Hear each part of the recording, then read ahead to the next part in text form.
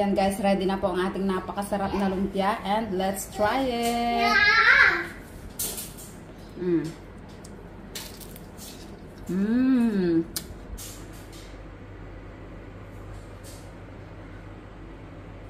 Hi guys, maraming nagtanong sa ating Facebook page kung ano daw yung gamit kong pambalot ng lumpia na napakaganda.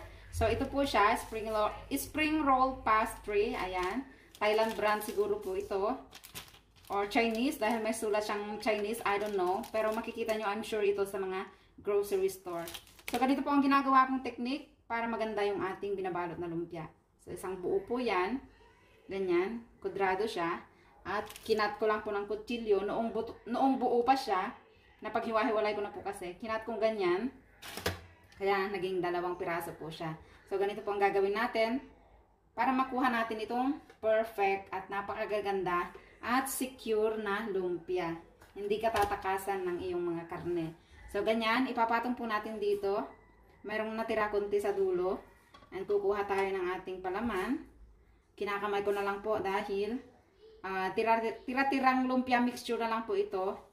Natira namin nung Pasko na naubusan ako ng balot. Kaya ngayon, bumili ulit ako ng balot para iprito na natin. So, ganyan. Finold ko yung excess dun sa magkabilang dulo. And then, i-press natin ng kaunti. Roll and lock. So, ganyan lang po siya kasimple. Yan. Kapag pinrito natin siya, hindi lalabas yung ating mga lumpia. And don't worry, hindi po tawag dito, hindi niya sisip-sipin ang mantika. May nagsabi kasi hindi daw makakalabas yung mantika. So, mantika is liquid. So, kahit anong balot pa yan, lalabas po yan. At kung napakainit ng ating apoy, malakas ang apoy, tama yung ating temperature, ay hindi po magi-stay yung mantika doon. Okay? Ayan. So, yung recipe ng ating lumpia mixture na napakasarap, mapapanood nyo po sa aking Facebook page, Mommy Will in Thailand. Ayan. Visit nyo po and paki-follow na rin kung hindi pa kayo naka-follow. Nandun po yung recipe ng ating napakasarap na lumpia na pwede nating gawing pang negosyo. Ayan, sa mga handaan, pang negosyo. At pwedeng pang stock sa bahay. Ito kasi ginawa ko na pong pang stock sa bahay. Nagbalot ako ng marami noon. Yung iba pang handa sa Pasko. Yung iba ay pinang-snack namin. Umabot pa ng New Year. And today is January 5. Ayan, may natira pa rin. Kaya meron ulit tayong babalutin ngayon. Press natin ganyan. Diba? Ang ganda. Secure. Pantay-pantay yung ating lumpia.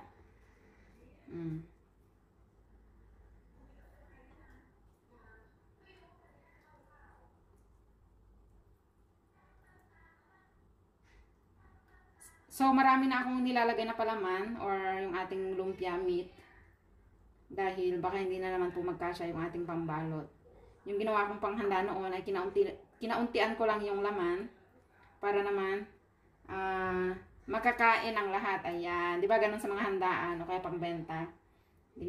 Kaunti lang or manipis lang yung palaman. Ngayon damihan na natin dahil kailangan na natin itong balutin lahat.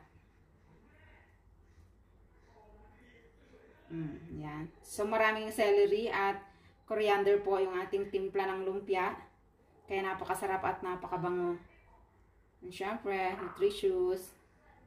Yan, ganyan lang siya guys. Dali lang, diba? Kung hindi nyo po nasubukan yung ganitong technique o ganitong style ng pagbabalot, subukan nyo na po. Baka mas magustuhan nyo kesa sa mga nakasanayan. Yan, press lang natin, ganyan. Actually, merong mga sizes ang lumpia wrapper dito. Ito yata yung gitna o yung medium size. Meron pang mas maliit dito at meron mas malaki. So kapag turon, ang ginagawa ko, yung mas malaking balot yung binibili ko. Para sakop lahat yung ating malalaking banana. Ayan. Yung sa mga pangbalot natin o wrapper po natin sa Pinas na bilog, yung nabibili sa palengke, siguro pwede nyong i-cut muna into square para magawa nyo itong style na to. Or kahit bilog. Kahit i-cut nyo siyang pabilog and then i-cut nyo ganito. I mean, kahit gamitin nyo siyang bilog and then i-cut nyo ganito. Pwede pa rin siya. I think may nakita na akong ganun. Doon ko nga yata nagaya yung ating technique. Ayan. So, sa pag-prepare ng lumpia, nagbabalot na po ako ng marami at nilalagay ko sa fridge. Kapag gusto kong magprito, the night before, gusto kong magprito, ay nililipat ko na sa fridge para kinabukasan ay pwede na akong magprito. Or, kung biglaan ang inyong pag-crave at meron kayong naka-freezer, pwede nyong ilabas muna and thaw into, for 20 to 30 minutes siguro bago nyo siya iprito. At kapag magpiprito po tayo ng lumpia, syempre malakas po ang apoy. Para, yan nga, hindi magstay yung mantika sa loob ng wrapper. Yun po yung isang technique pa. At yung nilalagyan ng suka sa mantika. Mamaya gagawin natin. Yan, ganyan. So, kung kayo po ay ganito na yung technique na ginagamit or ginagawa, please comment below kung alin ang mas gusto nyo. Yung nakasanayan o yung ganito. Kasi mula nang natutunan ko ito na po yung ginagawa ko. Ganito na yung ginagawa ko sa pagbabalot ng lumpia. And soon, susubukan ko naman sa mga banana. I think hindi to, I think hindi ito mag-work sa banana dahil yung bananas natin, kailangan natin i-drain ng mabuti yung mantika. Kasi malalaki siya. Unlike dito, maliliit lang. So, wag na lang pala natin i-try sa banana, guys.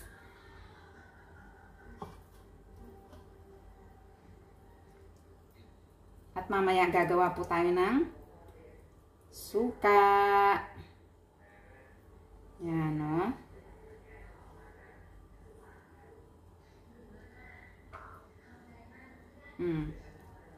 Diba? Mabilis. Maganda ang ating lumpia. Presentable. At secure. Diba? Secure yung ating mga karne. May narinig pa nga ako, naglalagay daw sila ng cheese sa kanilang lumpia. So, diba kapag nagpiprito tayo ng may cheese, lumalabas yung cheese. Siguro kapag may cheese yung ating lumpia at ganito yung paraan ng ating pagbabalot, siguro hindi lalabas yung cheese. Secure siya. Hindi ko pa kasi nasubukan ang may cheese. So, ayan. Tapos na. At sobra na naman yung ating pork pa rin. Ayan, magprito na tayo, guys. Super init na ng ating oil. Kailangan mainit po talaga siya. Para maganda yung pagkakaluto ng ating lumpia.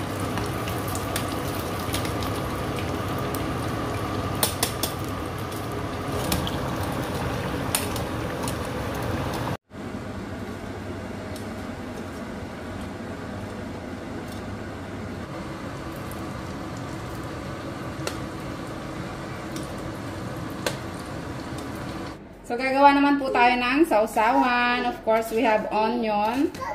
Kalahati lang itong lalagay ko dahil kaunti lang po yung gagawin natin. Don't touch it, baby. Don't touch it, please. Meron po tayong panggulo.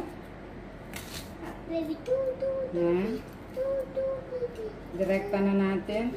Yung suka ko nga pala, guys. Pinakuluan ko na suka, distilled vinegar, dahil masyadong matapang po ang suka dito sa Thailand. At kaninang pinakulaan ko, nilagyan ko na po ng kaunting asukal at asin. Mamaya, titimplahan ko na lang. Lalagay din ako ng kaunting bawang para may garlic flavor. At kaunting sili. Dahil kakain din po yung aking mga anak. Para hindi sila mahirapang kainin. Kaunti lang. Actually, yung isa kong anak, ayaw po niyang sausawan ng suka. Kinakain lang niya ng ganon, ang inuulam lang niya ang lumpia o pinapapak. Paminta. Lalo na sa mga ganitong sausawan. Ayan. Titimplahan ko lang ng toyo. Ayan, maglalagay po tayo ng kaunting toyo. Pampa-umami at pampakulay. Ayan. So, ayan. Timplahan lang natin. Kung kulang, titigman ko muna kung kulang ang asin or asukal. And then, pwede na natin